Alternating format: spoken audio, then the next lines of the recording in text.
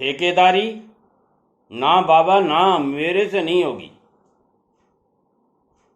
ठेकेदारी ना बाबा ना मेरे से नहीं होगी। क्यों नहीं होगी? इसके 4 कारण हैं। वो 4 कारण मैं बताता हूँ आपको, इसलिए शुरुआत से लेकर अंत तक ये वीडियो जरूर देखिएगा। 4 कारण क्यों कौन कौन से हैं? पहला है आय। आपको ठेकेदारी में आय कहाँ से हो रही है, इस चीज़ का आपको ध्यान रहना चाहिए। यदि आपको इस चीज़ का ध्यान नहीं है कि आपके इनकम सोर्सेज कहाँ से आ रहे हैं, तो आप सक्सेस नहीं होंगे। इसलिए आप ये निगाह रखिए कि आपको आय कहाँ से हो रही है, और वो जगह होती है आपकी साइट से। आप श्रीमान जी सुबह 10 बजे उठते हैं, 2 बजे ऑफिस पहुँचते हैं, तब तक अफसर साइट पे चले जाते हैं और शाम तक आप इंतज़ार करके वापस घर आ जाते हैं। आपको पता ही नहीं है कि आपकी आय कहाँ से हो रही है।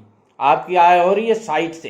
तो साइट पे आप 8 बजे पहुँचिए और साइट को जो ही आपका दोपहर का टाइम हो आप ऑफिस में आइए।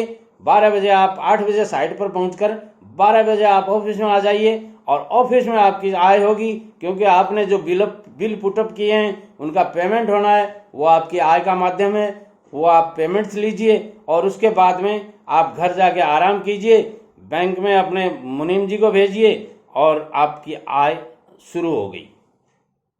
यदि आप अपनी आय कहाँ से हो रही है, इस बात का, अर्निंग सोर्सेज कौन कौन से हैं आपके, उनका ध्यान नहीं रखा, तो फिर आप यही कहेंगे ना बाबा ना मेरे से ठेकेदारी नहीं होगी। दूसरा नंबर आता है कि बचत कहाँ से हो रही है। यदि आपको बचत नहीं करना आता तो फिर आप कहेंगे ना बाबा ना मेरे से ठेकेदारी नहीं होती। क्यों नहीं होती? आपको बचत करने का तरीका नहीं है। ठेकेदारी वो धंधा है, वो बिजनेस है जिसमें करोड़ों रुपए कमा सकते हैं, मगर यदि आप बचत करना नहीं जानते तो सारे के सारे साफ भी हो सकते हैं।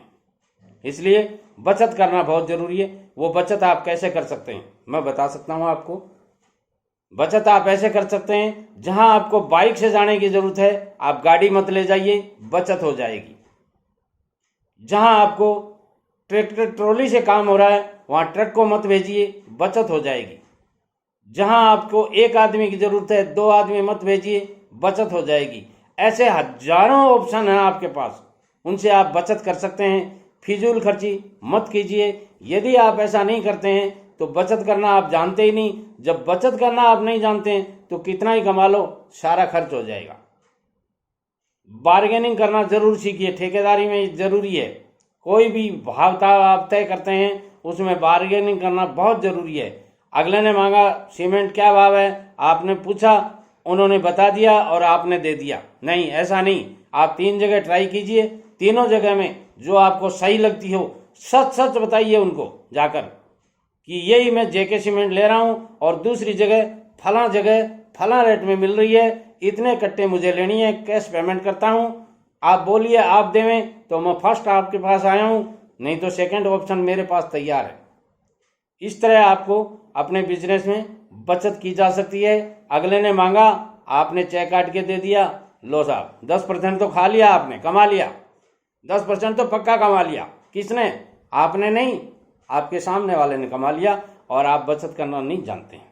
इसलिए आप कहते हैं तोबा तोबा, मैं ठेकेदारी नहीं करता। क्यों नहीं करते? आपको बचत करना ही नहीं आता। और तीसरा है खर्चा। पहला था आय करना, दूसरा बताया बचत करना, और तीसरा है खर्चा करना। सज्जनों, कमाना 100 में से 100% को आता है, मगर खर्च करना, व्यवस्थित खर्च करना, समुचित खर्च करना, उचित समय पर खर्च करना, और थोड़े पैसों को खर्च करके बढ़िया रिजल्ट कैसे लिए जा सकते हैं, ये हर आदमी को नहीं आता है। और जिसको ये नहीं आता है वो कितना ही कमा ले, वे सारे खर्चे में चले जाते हैं। घर वाले बात करते हैं, कमाते तो बहुत हैं पर पता नहीं खर्चे इतने लग जाते हैं कि कहाँ जाता है कुछ पता ही नहीं चलता। क्यों नहीं चलता? कि खर्चे बहुत बढ़ा रखे हैं आपने। इसलिए खर्चों को सीमित कीजिए। आप जो भी खर्चे करते हैं उनमें कटौती करने की कोशिश कीजिए, बढ़ाइए नहीं। उचित समय पर अपना खर्चा कीजिए। कई बार क्या होता है, आपको जरूरत तो होती नहीं है और बिना ही जरूरत की चीज़ लाके घर में पटक देते हैं, बिना मतलब के खर्चे हो गए। टेलीविज़न आपके पास ऑलरेडी पड़ा है, एलईडी नहीं चली है, आपने एलईडी ला के ठोक दी घर में, एक जगह और बढ़ गई, काम की जरूरत नहीं है क्योंकि टेलीविजन से काम चल रहा था। आपका फ्रिज पहले वाला काम कर रहा है, ऐसे ही आपके साइड पे इक्विपमेंट बहुत पड़े हैं, उन इक्विपमेंट्स का पूरा यूज नहीं हो रहा है और आपने बहुत कुछ लाके पटक दिया, तो इससे भी आपके खर्चे बढ़ जाते हैं। तो आप खर्चों की कटौती कीजिए, अपनी आदत में सुधार कीजिए, अखाद्य मत खाइए, पेय मत पीजिए, धूम्रपान मत कीजिए। इस तरह आप अपने खर्चों में बहुत सी कटौती कर सकते हैं और इस कटौती का, इस खर्चे कम करने का आपके बिजनेस को बहुत बड़ा फायदा मिलता है। और चौथा है, लॉन्ग टर्म इन्वेस्टमेंट जरूर कीजिए। यदि आपको लॉन्ग टर्म बिजनेस करना नहीं आता है, लॉन्ग टर्म इन्वेस्टमेंट नहीं करना आता है, तो आपने जिंदगी में जितना कमाया है उतना आपके खर्चों में चला जाएगा और रिजल्ट क्या रहेगा? ठेकेदार जी तब भी वैसे ही थे, अब भी वैसे ही हैं। कितने साल हो गए ठेकेदारी करते? 20 साल हो गए। रिजल्ट क्या है? बोले रिजल्ट तो कुछ नहीं है, बस घर खर्चा चला लिया। अरे तो साहब रिस्क का काम करते हैं, घर खर्चे से क्या होगा? आप लंबे इन्वेस्टमेंट कीजिए। लॉन्ग टर्म इन्वेस्टमेंट किसको कहते हैं? जो 2 से 3 साल, 5 साल, 10 साल, 20 साल के लिए जो इन्वेस्टमेंट किए जाते हैं उन्हें लॉन्ग टर्म बिजनेस कहते हैं। वो आप लॉन्ग टर्म बिजनेस में अपना पैसा लगाइए अथवा लॉन्ग टर्म इन्वेस्टमेंट कीजिए। यदि लॉन्ग टर्म बिजनेस आप नहीं कर पाते हैं तो लॉन्ग टर्म इन्वेस्टमेंट जरूर कीजिए। किनका? जो बचत मैंने आपको ऊपर बताई है ना, उन सब बचतों को आप अपने लॉन्ग टर्म इन्वेस्टमेंट में लगाइए। वो आप कैसे कर सकते हैं? वो आप लैंड खरीद सकते हैं, आप फ्लैट ले सकते हैं, आप कोई प्लाट ले सकते हैं। वो लॉन्ग टर्म के लिए लेके रख दीजिए। जहां भी, जिस गांव में, जिस शहर में आपका काम चलता है, वहां आपने यदि अच्छा पैसा कमाया है उस प्रोजेक्ट से, तो वहीं के वहीं आप अच्छी जमीन जो रोड के अप्रोचेबल हो, सस्ती मिल रही हो, वहां आप एक प्लॉट लेकर निश्चित रूप रख दीजिए। मेरा अनुभव है आप अच्छा पैसा बना लेंगे उसका 5 साल में, आने वाले 5 साल में। क्योंकि आप जहां आपका प्रोजेक्ट चल रहा है वो जगह अभी ज्यादा विकासशील नहीं है, मगर जब आपका प्रोजेक्ट वहां बन गया, प्रोजेक्ट वहां काम करने शुरू कर देगा, जिसका गवर्नमेंट ने आपको आदेश दिया है, वहां बहुत से आसपास का सारा एरिया डेवलप हो जाएगा और उस प्लॉट की लाखों नहीं करोड़ों रुपए कीमत हो सकती है। यदि आप उस इन्वेस्टमेंट को 20 साल रख लेते हैं तो मैं दावे के साथ कहता हूं वो इन्वेस्टमेंट आपका बहुत अच्छा इन्वेस्टमेंट कहलाएगा। इसलिए आप जहां भी आपका प्रोजेक्ट चल रहा है उसके आसपास 1 बीघा, आधी बीघा जमीन जरूर लीजिए। यदि इतना नहीं ले पाते हैं तो एक प्लॉट जरूर लीजिए, क्योंकि जो भी आप प्रोजेक्ट पूरा कर रहे हैं उस प्रोजेक्ट को पूरा होने के बाद में वो एरिया डेवलप हो जाएगा और विकासशील जगह हर आदमी प्लॉट लेना चाहेगा। इसलिए आप अपने इन्वेस्टमेंट से, अपने प्रॉफिट में से 10% पैसा उसी जगह डाल दीजिए, उसी गांव में डाल दीजिए, उसी शहर में डाल दीजिए, उसी कस्बे में डाल दीजिए, उसके आसपास डाल दीजिए। आप हमेशा फायदे में रहेंगे। ये बात मेरी गांठ बांध के सुन लीजिए।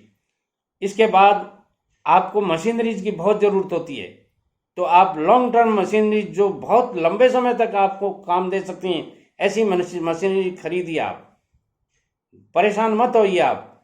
आपके पैसे एक साथ लग रहे हैं, मुझे पता है, मगर वो मशीनरी आपको 10 साल कमा के देगी। तो ऐसी मशीनरी में आप इन्वेस्टमेंट कीजिए। जैसे आपका अर्थवर्क का काम चलता हो तो आप एक्सकेवेटर जरूर खरीदिए, जेसीबी वगैरह जरूर खरीदिए। हो सकता है आपको उस समय लोन लेना पड़े, मगर ये लोन आपको फायदे में रहेगा। ये मशीनें आपको 10 साल तक कमा के देंगी, ऐसी आपकी सोच रखिए। यदि आपने अच्छा पैसा कमाया है तो अपने बच्चों के भविष्य के लिए शहर के अंदर कहीं कोई अच्छी जगह में, मार्केट कैंपस में कहीं कोई अच्छी दुकान मिल रही है तो आप उस दुकान में इन्वेस्ट जरूर कीजिए। ये आपको बहुत बड़ा फायदा देगी।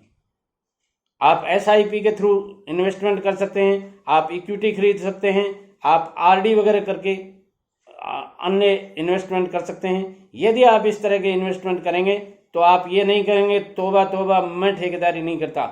मैं कहूँगा, आप कहेंगे मैं जरूर ठेकेदारी करूँगा, मैं जरूर ठेकेदारी करूँगा, मैं जरूर ठेकेदारी करूँगा। मेरी channel SN Sharma motivational speaker YouTube पे जाइए, सर्च कीजिए, सब्सक्राइब कीजिए। मेरे हर वीडियो का कमेंट्स जरूर कीजिएगा, क्योंकि मेरे को आपके कमेंट से ही पता चलता है कि आप मेरे वीडियो को कितना लाइक करते हैं, कितना शेयर करते हैं। ये सारी बातें मुझे आपके कमेंट से ही पता चलती है। नमस्कार।